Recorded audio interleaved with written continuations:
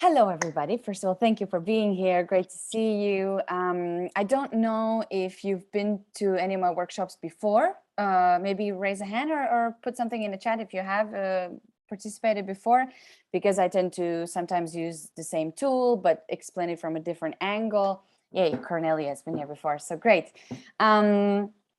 So today we're talking about setting goals, goal achievement, and overcoming obstacles. And because the presentation will be shorter than usual, I'll take the time to ask some questions. And who here is working towards a very specific goal, whether it's your personal life, whether it's your professional life, a career goal, maybe a lifestyle goal, maybe buying a house, property, something. Yeah, you don't have to. Yes, Harold is. So you can, raise your hand. If you don't want to talk exactly, you can just type in the chat. Yes, we have a friend who would like to open her coffee shop. Oh, wow, great. Yay, so a business goal. Yes. Yes. I hope this will be useful in some way. Obviously, I'm not giving any business advice here, but it's more general. There's a career goal. Yes. So great, because it's a business group, we're talking more about business, of course. But what I'm going to talk about, I'll give you examples from professional angle and also maybe a personal example from life example, because it applies, because we use it the same way. So let's dive right in. I'm going to share my screen, the presentation. I was very cocky and I called it the ultimate goal achievement guide, because I really tried to include everything that I believe needs to be considered when you set a goal. So these are the things we're going to look at. Goals and the brain. I always love to include that. What's going on in the brains, what parts are involved. Psychology a little bit. I think most of us, if you're here, then you're probably a little bit interested in psychology, and of course emotions. That's my field of expertise. I really think it's really important to think about emotions. Success and flexibility, why it's important to know what exactly success means to you, and also what are flexible goals. You may have heard of them already. And then we'll look at some very, very concrete strategies that you can use, that I've used with my clients, that I use with myself, whenever I have a goal. Again, you may have heard of some of them. This will be a good revision. And it's always good to have witnesses, because sometimes when we set goals for ourselves and there's no one to witness them, we don't tell anyone, then it's easier to give up on them for some reason, because no one's holding us accountable. Then I want to talk about be goals instead of do what you want to do, what you want to achieve, but what you want to be. And finally, grit. What role grit plays, what grit actually is, and what role grit plays to manifest the life that you want with those little goals that you set for yourself, professionally and personally. So I think we can dive in. One thing I want to say today, I think there may be some people who think that they don't want to set goals for themselves because they would rather go with the flow, so to say. But actually, I believe that going with the flow is still having a goal. That goal is just not maybe monetary or not very concrete and very obvious to most people, but the goal still is to enjoy the process, to maybe do something slowly and not be rushed. The goal is to have a balance. There is still an underlying goal in that go with the flow mode, because today we have so many distractions, and that's the main problem our society has today, that there's so much information coming in and there are so many distractions that our brains are just all over the place, and we don't function that way. So if we want to have any structure, and we need structure, human beings need structure, we need to have some goals. For some, it's to build a business that generates 10 million. For others, it's to have a peaceful job where they can just do what they like and they don't have a boss, or to be an employee and be secure and safe, and not worry about where the next paycheck is going to come from. That's also a goal, but we need some structure. So let's keep going. First of all, what is goal setting? From psychologically, in psychology, it refers to successful plan of action that we set for ourselves in order to obtain something we desire. I'm going to stop here first. And we first need to get very, very clear on what it is that we desire. Again, because there is so much information coming our way, because there's so many things that can inspire us, so many people's lifestyles that we can be inspired by, so many other examples that can give us ideas of what could be fun, what could be enjoyable, what could be satisfying, that we really, this is one of the most important things. It's the first thing we need to focus on, and the most important thing we need to focus on. What is your true desire? Not what your family wants from you, not what your teachers expect from you, not what your culture and society, but what is your true desire? And that desire may be inspired by your environment, by your education, but make sure it is something that you truly, truly want. And the way you can notice it is if when you think about what you really want, if you get a little bit nervous, and if you ever think, but how will that look? Or what will that person say? And we usually think about somebody who's important to us, but what will that person say? Or how will I appear to people who know me? This will be out of the ordinary, for example, that people won't expect that from me. If questions like that come up, then you're on the right path, actually, because you may be following something that is really your true desire, not what others expect from you. So it's a good sign, actually. You just need to manage it. And I want to continue on the next part. It guides us to choose the right moves at the right time in the right way. What does that mean? In the right time, right moves in the right way. It means that your attention is directed at those things. So obviously, right, there's no definition of right. Right for you, Gunzu, for you, right is different. Cornelia, right is different, completely different for you than it is to me. Maybe it's the same, maybe it's completely different. So what it does to us, it directs our attention. When we have a desire, when we truly know what we want, that is rooted based on our values, and what really, really generates excitement within us, and you're going in the right direction. And why am I talking about this direction and putting our attention on the right things is because moving on to the part of the brain. Oh, sorry, just before that, I'm showing you a car. Why am I showing you a car? The other day, I've noticed this happens to me all the time, and I'm sure you'll recognize yourself as well. The other day, I was talking to one client, and we were talking about cars. I don't know why. And she said, "I have a dream car. This little Volkswagen Beetle is my dream car. I can imagine myself driving through Paris with this little car. I love it. It's adorable." And never before did I pay attention to, did I notice any specific cars in the road? The same day, I'm walking in the street, and all I can notice are these Volkswagen Beetle cars. And of course, they're not every second car is a Volkswagen Beetle. But suddenly, it seems that all I can see is a Volkswagen Beetle car. So it's not to say that that is my goal. I was just impacted by what she said, by our conversation, and my attention was directed in that direction, in that way. So when we set a goal, we suddenly start noticing things that matter to us. And it's not like the Volkswagen Beetles weren't there before. They were there all along. They're always there. So, but I just never noticed them because nobody had ever drawn my attention to it. And what we're talking about here is we're going to talk about the brains now. This is a very simplified look, and I'm not even going to pretend that I'm not a neuroscientist, full disclosure, okay? So I know the concept, and it's called a reticular activating system. And that is the reason why we notice certain things and don't notice certain other things. Like I said before, our brains are designed actually they're really there to make sure we survive. That's the only function of the brains.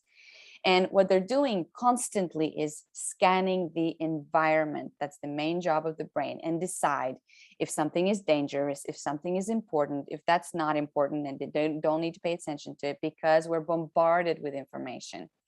And this reticular activating system is responsible for filtering that information, which is why when sometimes you turn yourself into autopilot and you can drive, not even noticing how you got from point A to point B, is because you don't notice it, because it's not important, because it's such a auto mode. You've done it so many times that it's not important. In the meantime, your brain's paying attention to other things that may be important to you at that moment. And whatever visual impulses you may be getting, or audio impulses you may be getting, or whatever other information through other senses, touch, bodily reactions, temperature receptors, whatever reactions you may be getting, that's what your brain's going to pay attention to. And so when you set a goal, then the attention goes in a certain direction. A quick question, who here has ever done a vision board? Let me see if I can. I don't see all you. You can maybe type in the chat, because I cannot see all of you on my screen. Maybe a couple of answers. Maybe you don't even know what a vision board is. Do you want to? Should I go into detail what a vision board is? We have one friend made it, but not another answer. I'm seeing only one. All right. I get it too. Sorry. You do too? Okay, me too. 3. That's 3. So a vision board is an exercise that for some may appear to be silly and not worth the time, but actually it's a really, really important and fun exercise. And it's the beginning of good goal setting. It's basically creating a collage of things that you want, that inspire you, that you desire. It can be anything. It can be material. It can be, I had a vision board where I put fruits and vegetables on it. That was my vision board, because I just love looking at all sorts of colorful fruits and vegetables. And my goal was to keep in mind that I want in my house to always have fruit and vegetables, because I want to be healthy.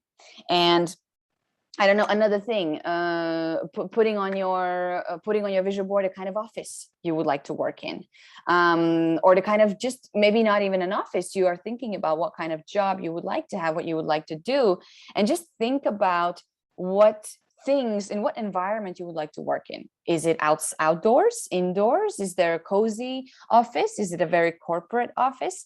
Putting those pictures on an A3 or A2 format, whatever format, putting them on the paper and putting them on the wall. Why? So that your attention is directed to that. And when you need to recognize the opportunity that could lead you to that, you will, because your brain now knows that that is important and you need to pay attention to it. And that's how it works. When you set yourself a goal, your brains then will pay attention to the important things that could give you opportunities, that could lead you there. It can happen very consciously if you're very self-aware, and it can happen subconsciously. And you can just end up, one day you can just end up, wake up and see, wow, this is really, if not exactly the thing that I put on my vision board, but something very, very close to it. And subconsciously, step by step, you got there. It maybe sounds airy-fairy. It really isn't. It is a very important part of the exercise. So on a vision board, you can put just things that inspire you, because as we move forward to the next part that is involved, the emotional part and the psychological need there, is that when we create a vision board, when we start that, we need to get inspired. We need to get that sense of elation. This is a tool that if you've ever attended a workshop before with me, I've shared it before. This is about understanding your emotions and how emotions are created and how they function and what is the function of emotions and so on. So to run through it very quickly, according to this model, we have 4 fundamental neurobiological needs. So they're not just psychological, they're really based in our neurobiology. We have 4 fundamental needs: order and stability, inspiration and elation on the other side. It's not a nice to have inspiration and feel elated. It's a need that we have to feel content and balanced and satisfied in our lives. On the other side, we have self-assertion and influence. So having influence not on others, for some people maybe, but it's mostly in your own life. Nobody likes to feel like they've been taken for a ride. Nobody likes to feel like they're completely helpless and powerless. We all need some sense of power, that you have some say about your life, on whatever scale it may be. So that is a fundamental need. And on the contrary, on the opposite side, on the relational side, harmony in our relationships and security in our relationships, that is also a fundamental need. What relates to our subject today about goals and those visions, but mostly goals and overcoming obstacles, is inspiration and elation and the emotions that go with it: curiosity, interest, joy, maybe even a little bit of euphoria, excitement, awe, a sense of wonder. We need to start with that. And an exercise when you do a vision board is very, very, very important, because it's inspiring. It inspires to do it. And this is also an emotion that is very much played with if you've ever attended sales presentations in marketing, to buy a course, to sign up for a program, or whatever it may be. They are really, really great at stimulating this specific emotion. So they get you really, really, really excited. Set a goal that you're going to start your business and that you're all going to achieve. And then in that excitement, everybody sets that incredibly huge goal, because they tell you that you have to set a goal that is really exciting. And in that euphoria, you set that goal, and what comes after is not really so, doesn't always work out. And that's why I'm doing actually this workshop, because there are really steps to follow, and it's great to feel inspired, but there's time to be inspired and set the big goal, and then there's time to do the work and really get into the nitty-gritty. And that's when the emotion, the part of self-assertion and influence, comes in. And the emotions that are associated with are anger and pride. And I know you may be a little bit surprised about the anger side, and I don't know what are your beliefs about pride. For many of us, pride is something negative. We shouldn't feel proud, but it's a very, very important emotion, rather a state and a feeling in goal achievement and overcoming obstacles. So here, anger, if it's channeled in the right way, will help you overcome obstacles, because the function of anger is to give you enough energy. And this is historically back in thousands of years ago, when you had an obstacle, you needed energy to lift that obstacle and get to wherever you were going, whether you were trying to escape something or whether you were trying to get to some food. So you needed that energy. If we talk about pride, then also a very important state and a very important feeling, that sensation of pride, is so that you would continue to make the steps, even if you feel like you are failing, even so if something is not working out, so that you wouldn't start thinking that you're a failure or you're not good at it. That sense of pride, and we're going to talk about it in the next slides, that you can achieve it, even if today, in this very moment, you're not fulfilling that one goal that you set for yourself. So bear in mind that these two states, these two feelings, these two emotions are really associated with self-satisfaction, with endurance, with perseverance, and with determination. So they're not bad.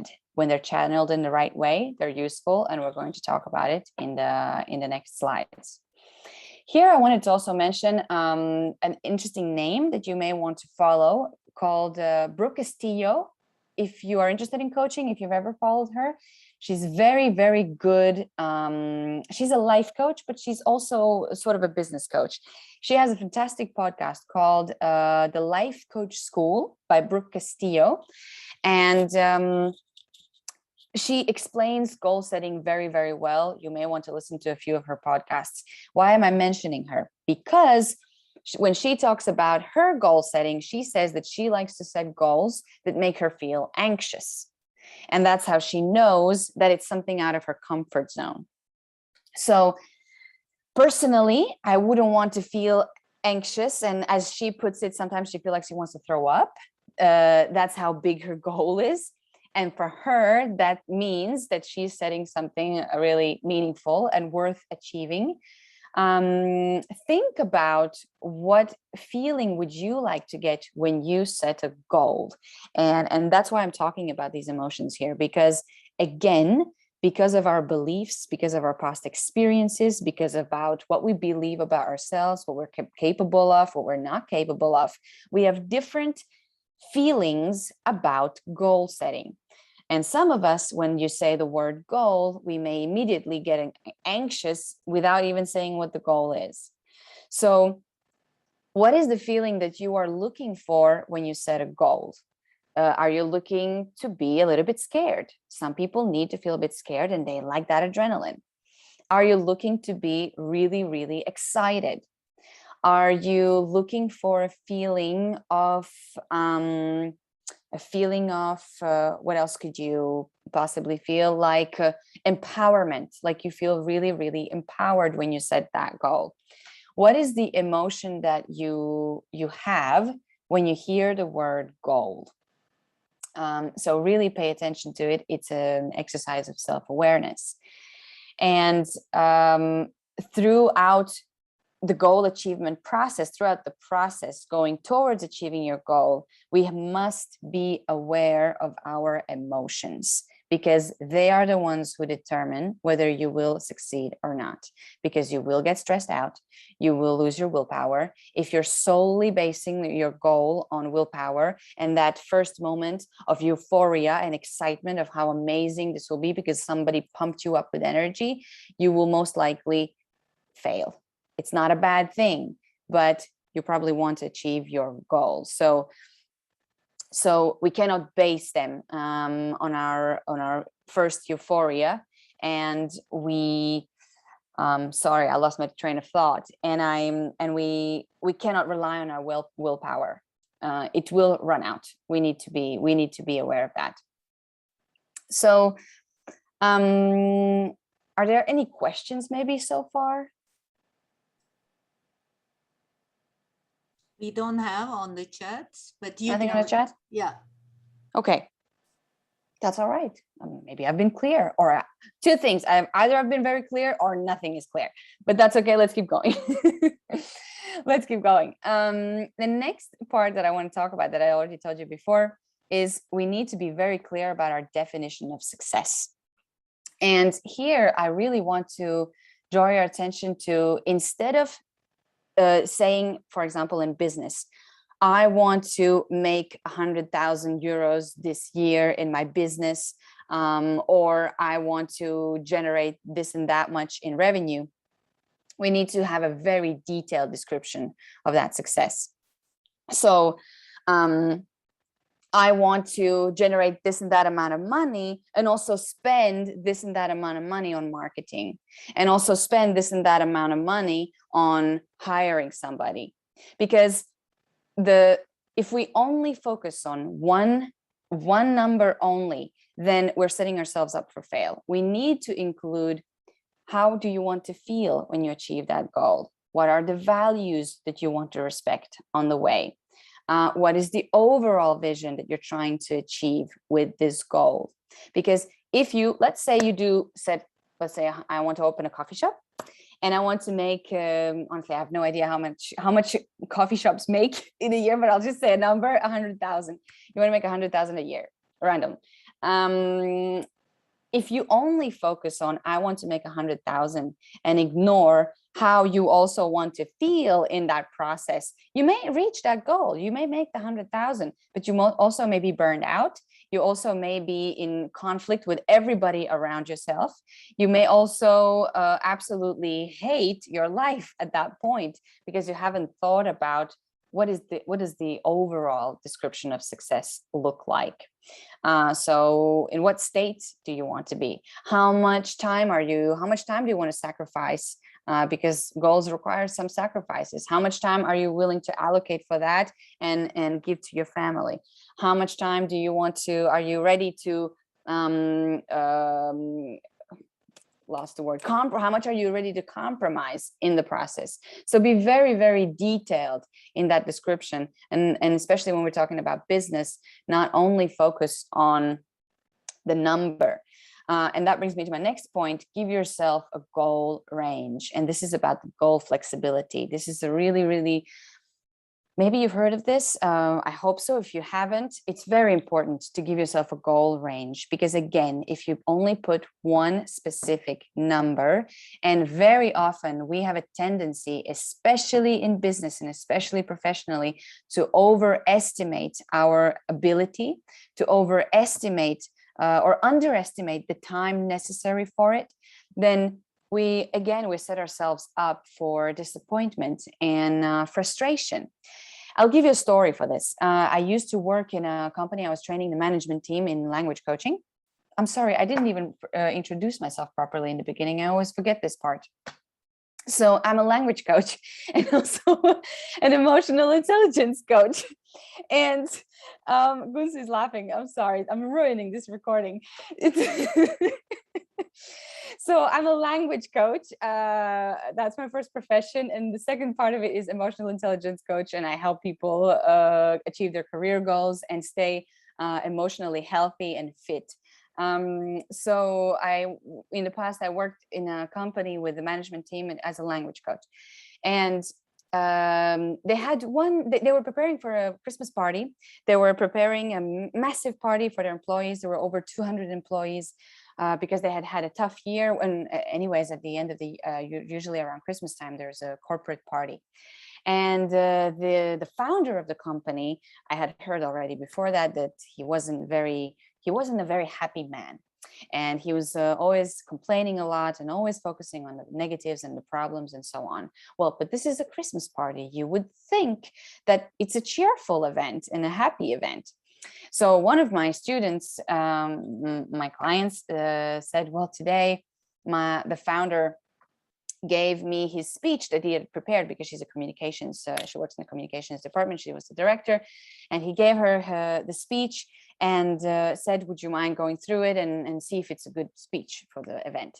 And she said that was absolutely horrendous, because he didn't say thank you once in his speech to the employees who had worked so hard that year. The only thing he focused on was that they hadn't achieved the goal, the growth goal that they had for the company that year, even though they had grown, but they hadn't reached the goal that they had.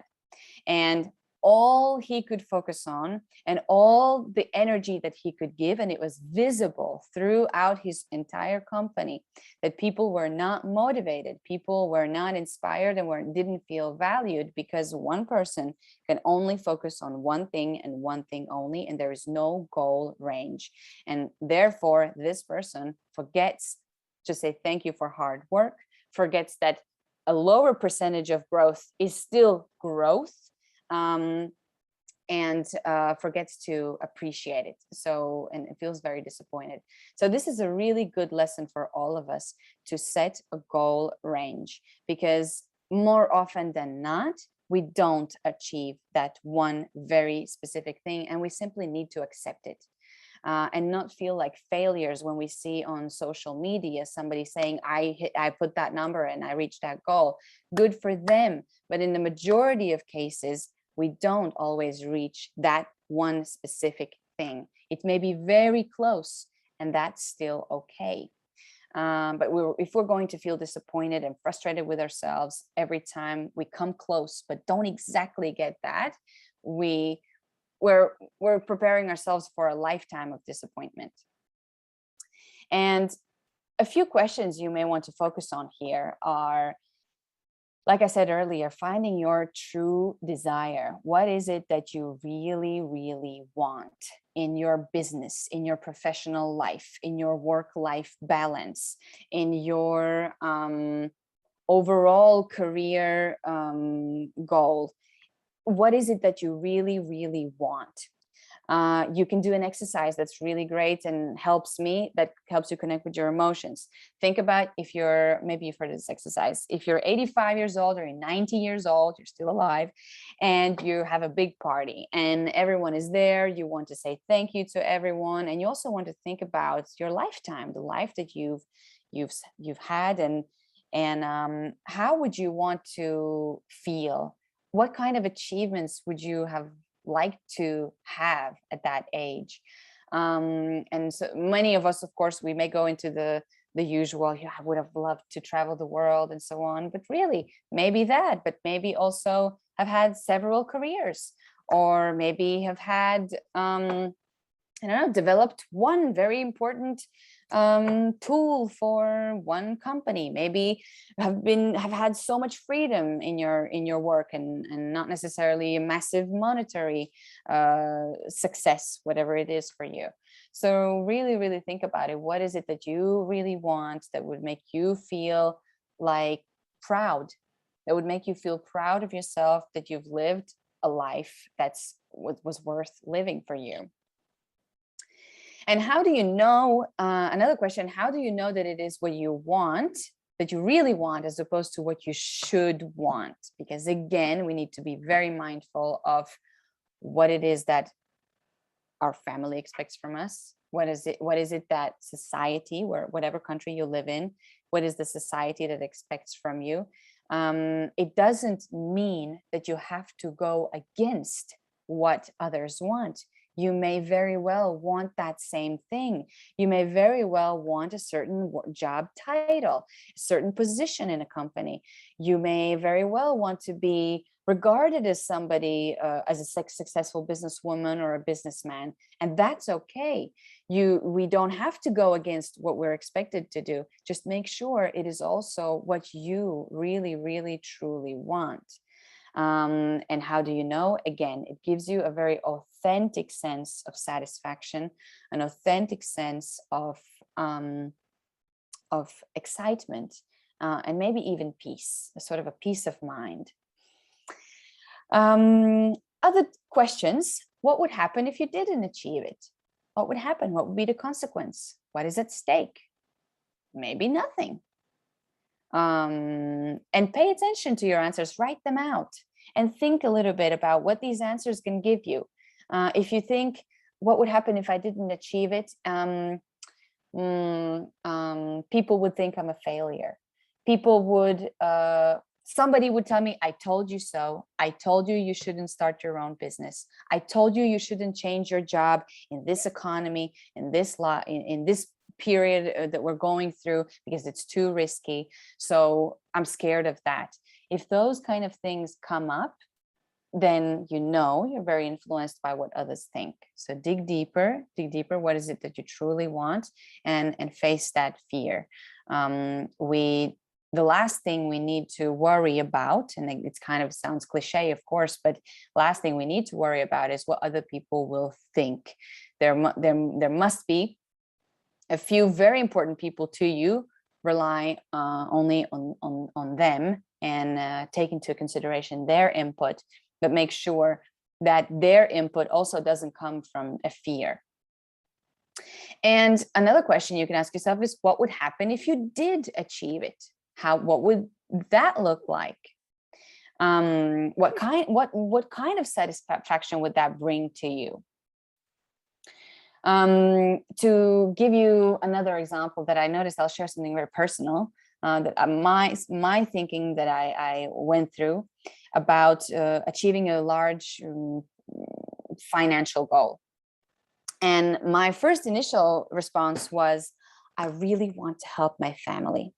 I really want to take care of, I want to give something to my parents, and I would love to help my brother. I have a brother and a sister, and I would love to support them. And then I dug a little bit deeper, and I thought, but where is this actually coming from? Is it coming from a genuine need to help them, a genuine desire to help them, or is it coming from an ego desire because I want to feel like I help them? So again, the process can be very deep, and make sure that you ask yourself these questions, and make sure that you're very, very honest with yourself, and you separate the soul, if you will, and the ego. We need both of them, but we need to be very aware of them. So goal range, make sure you have a goal range. And make sure you have a detailed description of that success, not just the one thing. Let's turn to concrete strategies. First of all, a very simple idea, very simple concept to follow that was created by Frank Small. You can Google him, Frank L. Small, the ABC of goal achievement, and where he says that the goal needs to be achievable, A for achievable, B for believable, and C for committed, of course. So achievable is that realistic side of I'm inspired, I have my vision board, I'm so excited. And the next step is it achievable? When you're in euphoria, you will think that anything is achievable because you will feel like Superwoman and Superman. But we really need to take the time to estimate what are the steps that you need to take. And we're going to talk about it in detail.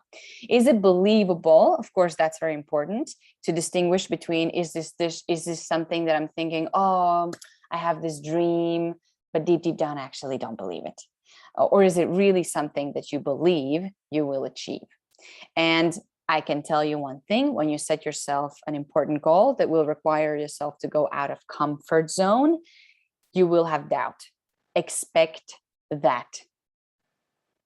In the next tool, we will talk about obstacles, and doubt is a very concrete and a very serious obstacle, and we need to factor it in. It's not just something, oh, but I also have doubts. It's just as serious as having a lack of resources.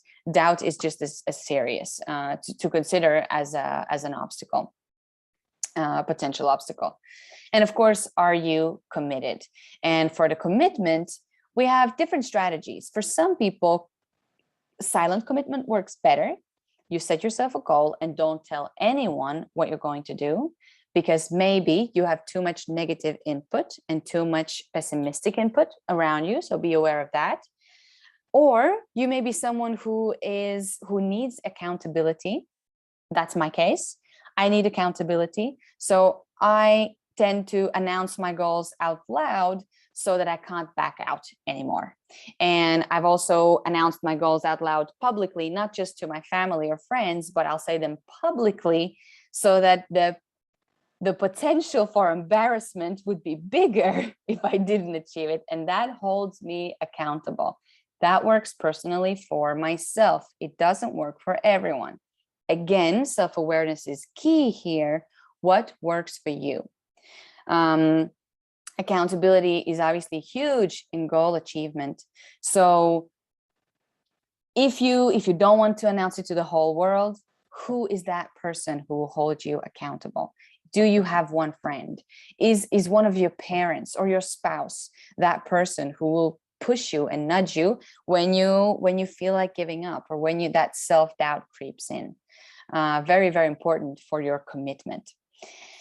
So are your goals achievable, believable, and are you committed?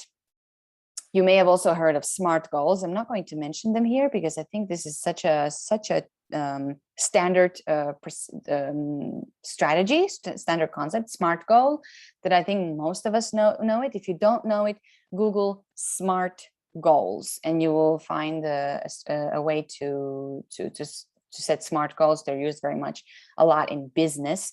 You can do it for yourself also personally if you're not building a business, but if you want to grow professionally, you can still use SMART goals.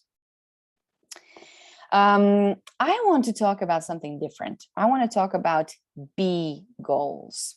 And this is something that I mentioned earlier about Brooke Castillo, who likes to feel like she's going to throw up when she sets herself a goal, because that's how much it would require her to go out of comfort zone. In one of her podcasts, she talks about that she's achieved 10 million in profit, actually not revenue, but profit in her business. And her next goal is 30 million or something like that. And she talks about what, and I completely agree with her, and I've seen it on myself as well, what it takes to get out of that comfort zone. And you almost have to become a little different person to reach a goal that is completely out of your comfort zone. And so this is where we're talking about, instead of writing what it is that you want to do, start also thinking about who do you have to be in order to achieve that to do, and to take that, to get to that tangible goal. So what do you believe about yourself? What do you believe are your capabilities? You may be thinking, I'm not so great with finances, or I'm not very social. My social skills are not so great. But maybe your goal involves building a business, which means interacting with people, socializing with people. But if you think to yourself, I'm not very good with people, and if you keep thinking that, it could become an obstacle. So when you set a goal for yourself, a to-do goal, to achieve goal, think about your beliefs about yourself and how are they related to it, and how could they potentially be an obstacle. In my own example, I did believe I'm not great with finances. I'm not great at, I like spending money. I'm not really great with saving money. So I need to be aware of this belief about myself and think about, who do I want to become, rather than keep bashing myself that I'm bad for not being careful about my finances, but really say, I want to get better at organizing my finances. I want to get better at paying attention to my bills, incoming, outgoing invoices. I want to be more, I want to become more organized in my admin, and so on. Whatever it is for you, maybe it's creativity. On the other hand, some people may be very good with the details, very good with Excel tables and spreadsheets, and very good with analysis, but maybe consider themselves not so great with creativity. So think about, who is a role model for you, who is great with finances, great with detail, and also creative. Who would you like to be a little more like? Somebody in your life, could be somebody famous, could be some author that you follow, somebody on Instagram, it doesn't matter. Choose somebody who inspires you to be more like them, and not in a way that you bash yourself for not being this way, but really inspires you to be a little better, not do better, but to be a little better. So first question, what do you believe about yourself to be true? What are your strengths? What are your weaknesses? What if the opposite was true, especially when we talk about your weaknesses? What if it's not like that? Because again, our image of ourselves is not the same that other people perceive. It is not. Some things we may be aware of, but really it isn't the same. And especially if you're somebody who is considers themselves a perfectionist, other people from outside probably see you as very impressive with your detail-oriented work and how much your work ethic and so on. And it's probably only you yourself on the inside eating yourself up that you're not good enough. So really think about, what if the opposite is true? What if today you believe that you're not very creative or not very outgoing? but you actually are? What if you believe that you're not very detail orientated and not very business minded, but actually you are? It's just a belief that you have, and other people have seen that in you. Another question, who do you want to become? In the process, set yourself a goal. What is the goal that you want to achieve? And who do you want to become in that process? Because you will grow as a person. If you don't grow, you won't achieve the goal that's outside of your comfort zone. It's not possible, because you will keep repeating the same thing, and expect a different result. Who said that? Einstein? If you do the same thing again and again and expect a different result, that's the definition of madness.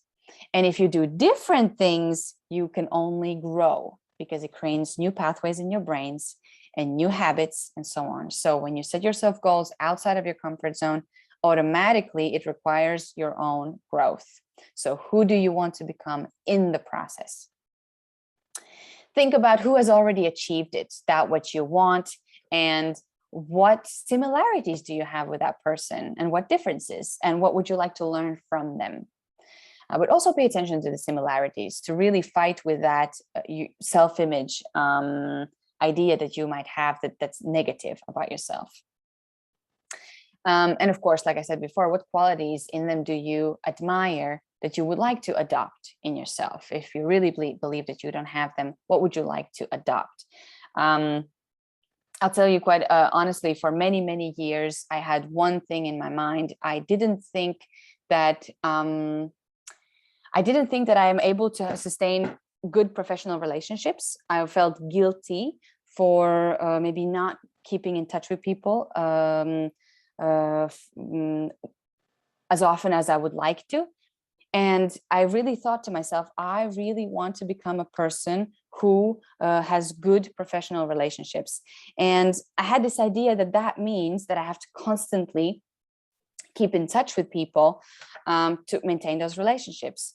In fact, 10 years later, I'm realizing that I have great professional relationships and I don't need to be in touch with people every single day. That's just the sort of a mind trick, some sort of illusion that we have. And you can still have great professional relationships with people, very respectful, trustful, and even very loving in a professional way that can last a lifetime. So really think about what is that image of yourself have, and how you want to develop it, and how you want to grow as you are achieving your goal. Very important. And this will help you achieve your goal more than just taking random action around yourself. Because the negative, it relates to your negative self-talk. If you keep talking negatively to yourself that you're not good at this, not good at that, you can't do this, it's not going to work. Right. Any questions so far about this? No, we don't. Nothing so far? Okay, good. I put it on the chat. You put it in the chat? Yeah, your chat. Oh, my chat. Hold, I cannot see my chat. Gunzu, can you see a chat? No, I can't see yours. That's Oh, I have a chat? Yes, you have private, so you can send me either, or on the Q&A we can go through with it. I can see your chat. Oh, why not? How can I under the screen there's a chat option, but then we all read all your personal ones. It's, you know what, please, let's go. It's after your presentation. Hold it with it, please, Harold, or send me on the Q&A, you would ask it. Because your chat is your private chat. Yes. I didn't realize I even had a chat on. No Sorry. problem. No problem at all. Okay. Anyways, I put the question there, and we don't have much left, so we will have a proper discussion. Getting even more into the detail of a goal achievement, this is a tool that I created myself, the goal obstacle map. And as I mentioned already before, there are certain things that we simply don't factor in to our goal achievement process. For example, we don't think about internal obstacles as well as external obstacles. And sometimes we don't even think about obstacles at all. We just think, this is my goal, this is what I want to achieve, and I'm very motivated, and I'm just going to do it, and I'm just going to power through. And if I have obstacles, if people say no to me, I will just push. It's not enough. I'm sorry, but it's not enough.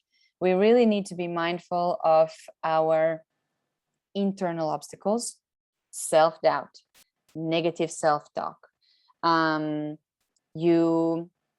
You may lose your willpower. Write out those things that may happen on the way. If your idea is to change your career or start a business or achieve something professionally within a year, you really have to think about what could happen within that year. You could burn out if you don't pay attention to your health. Today, it's very common. That self-doubt could creep in, the negative talk and so on. Write out all of those things. It doesn't mean that we need to panic about it. We just need to be prepared. We need to expect them so that we can prepare for them. We need to think about the external obstacles. Obviously, this could be lack of resources, maybe financial resources, maybe we don't have savings, maybe there's a qualification you need to get. That's sort of an obstacle. That's something you need to factor in. Maybe, as Harold already mentioned in your question briefly about your culture, it is an external obstacle. What if people, I'm not even joking, I'm looking out the window and a little Volkswagen Beetle just drove by. The one I showed you in the picture earlier. What are the external obstacles that you could get from the people around you? You may very well be surrounded with people today who are not very supportive. It is an obstacle. You need to be prepared for that because it will have an impact on you. For some, it could be a bigger impact, for some, a smaller impact, but it will have an impact.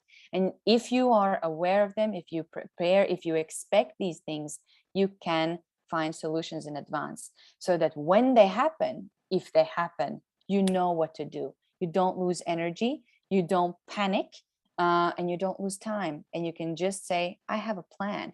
This is part of your bigger plan. And so the next step of it is, what will you do should these obstacles arise? If this happens, what will you do? If you have an unsupportive person by your side, saying you should give up, what will you do? If you run out of resources, what are your options? If you really feel that you are burning out, what will you do? How will you handle it? Know it in advance. If you notice that there's a lot of doubt, there is an external problem happens and you have so much self-doubt that you don't know that you are ready to give up, who can you go to? Who can you go to who can encourage you? Who can you go to give you some inspiration or even support, mental, emotional, or maybe even physical or actually tangible support? Who can you go to? What are your resources at hand today? And I think this is the core element of achieving every goal. And most of us, we don't do it because we want to get to the action. We're so excited. We think that this is not so important. We think that this is a minor exercise because I have so many things now to start. I have to, I don't know, research a course for a qualification, or I need to build a website, or I need to do all of these really important things. This seems unimportant, but it is very important because obstacles will arise and we need to be very much prepared for them. And I create a goal obstacle map for every goal I have. And I will tell you one thing. Yes, I feel tempted, even I've done this for many years. I feel tempted not to do it because I'm so excited about getting to action and doing what I want to do that it doesn't maybe feel so exciting to do this. But it is a crucial part. So take it very seriously. Next part, another strategy you can use, and this is also something you can find online, and you can get an app. There is an application for this. It's a really interesting one called WHOOP technique. And WHOOP stands for wish, outcome, obstacle, and plan. And it basically sums up what I explained in the previous slide and the previous couple of slides. In the first one, you define what is your wish. And not so much, it's not so much the goal, it's more the vision. What is the wish? My truest, deepest really wish is that I'm my own boss, and I don't have a lot, I don't have a lot of money, but I have enough money to support myself and my lifestyle, and maybe help my closest ones. That's my realest, truest wish. And the outcome, what will be the fulfilling outcome of that? That I would be very satisfied. I would be able to travel. I would be able to live in a nice place that I find beautiful. That again, for me personally, doesn't have to be a castle. For some of them, for some of you, maybe it is. That's absolutely fine. Just be very clear of what is that truest wish that is challenging, but it's feasible. And what will that give you as an outcome? How will it fulfill you? How will it satisfy you? What is the obstacle? What is the main? And in this specific technique, they really focus on what is the inner obstacle. For example, one man I heard once, he said, I really want to spend more time. My wish is to spend more time with my kids. I'm working so much and I'm kind of a workaholic, and I want to spend more time with my kids. The outcome, he would feel really like a proud father, like he really is a good father, not just financially providing for his family, but also being there for his children and being there with his wife. And that would be very fulfilling and satisfying for him. The obstacle that he had was he's a workaholic.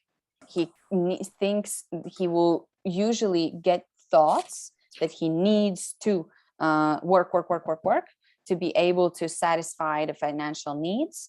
And he will always have a tendency to prioritize work. And if something unexpected comes up at work, then he'll give that priority. That's his inner obstacle, thinking that work is more important, or having that nudge to do that. So plan, what can you do to overcome the obstacle? And his answer was reminding himself the satisfying feeling of being with his children, of feeling like a good father, spending time and investing in energy in his children. So for him, it was an anchoring technique to remind himself how satisfying it feels. For you, you can do the same. Like I said, there is an app for this. I think it's a free app. I don't remember. I had it, but I don't remember now. Check it out. Go on your app store and check out WHOOP technique. It was developed by, I don't remember her name, an American psychologist. And it's very, very interesting. You can do it for big goals. You can do it for small goals. And it's something on the go. Like my previous goal obstacle map is very detailed, and this is something you definitely want to sit down and spend maybe half an hour doing, or maybe more if necessary. This is something you can do more quickly. You can also check out the website, and I think you can get a whole kit of resources for free to help you with this strategy, with this technique. So the techniques that I've shared so far are the ones that I use all the time. I rely on these. I use them for myself.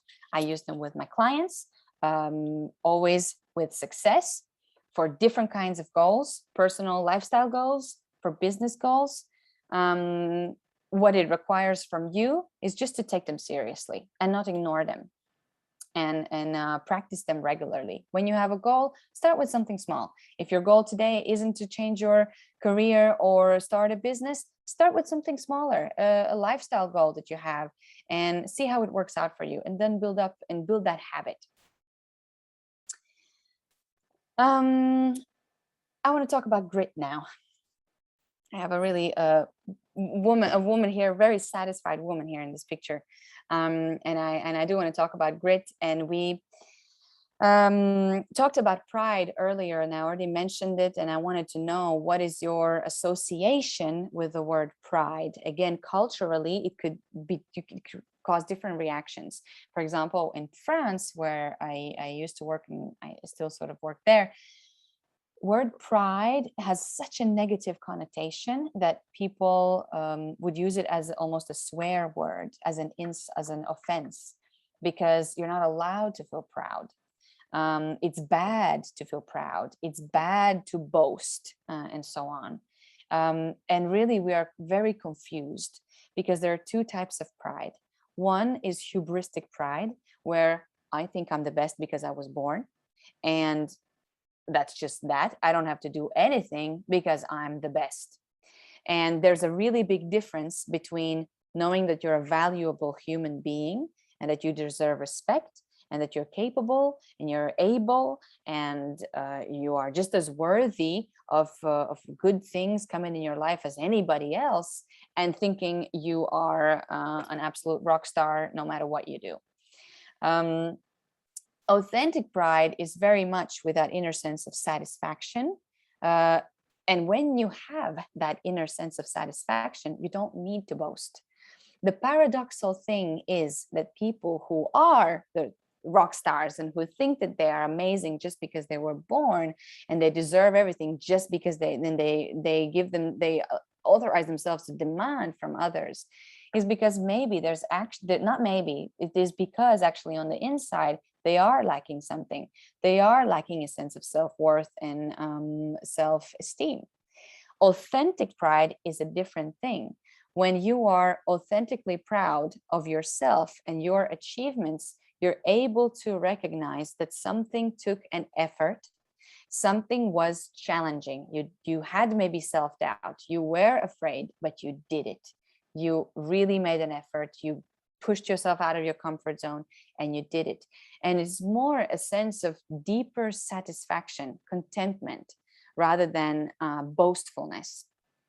And what we're talking about here is practicing authentic pride. Authentic pride is at the core of healthy self-esteem, self-confidence, not needing to prove anything to anyone unless you want to prove it something to yourself, that you want to achieve something. And it is about achieving your successes. Many of my clients, and I notice especially in France, when I ask the question, what are you proud of? And these were mostly people who were in their 40s, around 30, 40. What are you proud of professionally? Oh, no, nothing. No, I cannot. No, my children. Usually people will say my children, as if you're not, as if you weren't allowed to be proud of some professional achievements, that you got a job, as if you weren't allowed to feel proud that you completed your master's or doctor's degree, as if you weren't allowed. And so we need to be mindful about each one with regard to your culture. What are you programmed to be allowed to be proud of, and what not? And simply make sure that you tap into your authentic pride, that you are satisfied with your efforts, and that you grew as a person.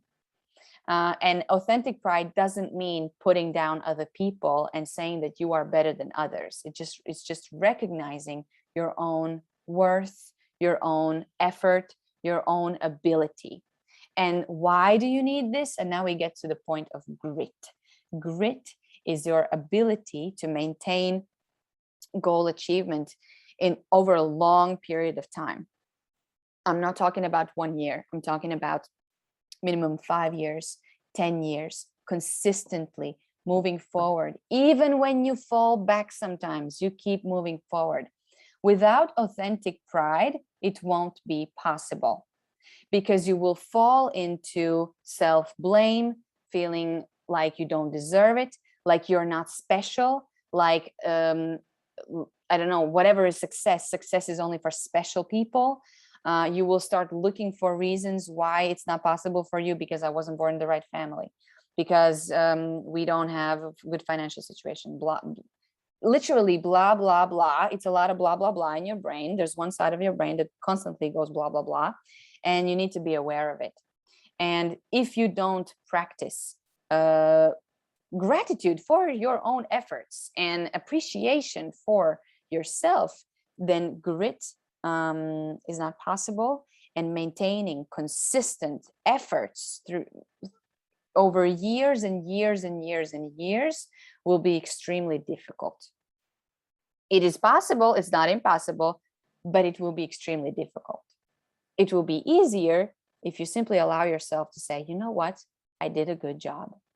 You know what, this is scary. I've never done this before, but I want to grow and I'll try.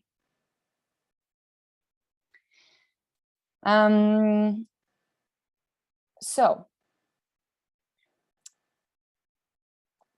this is all I have to say on the subject. I've included ways for you to connect with me before we go to the Q&A. You can find, I have a page on Facebook, Kata Coaching. You can find me on LinkedIn if you prefer. I also have free resources on my website, free videos and worksheets on other topics. And one-on-one coaching is possible if that's what you're looking for today. And there's going to be a course coming soon. Connect with me if you want to be informed about that. And thank you very much. Thank you for your attention. I hope that was helpful. And yes, let's have some questions.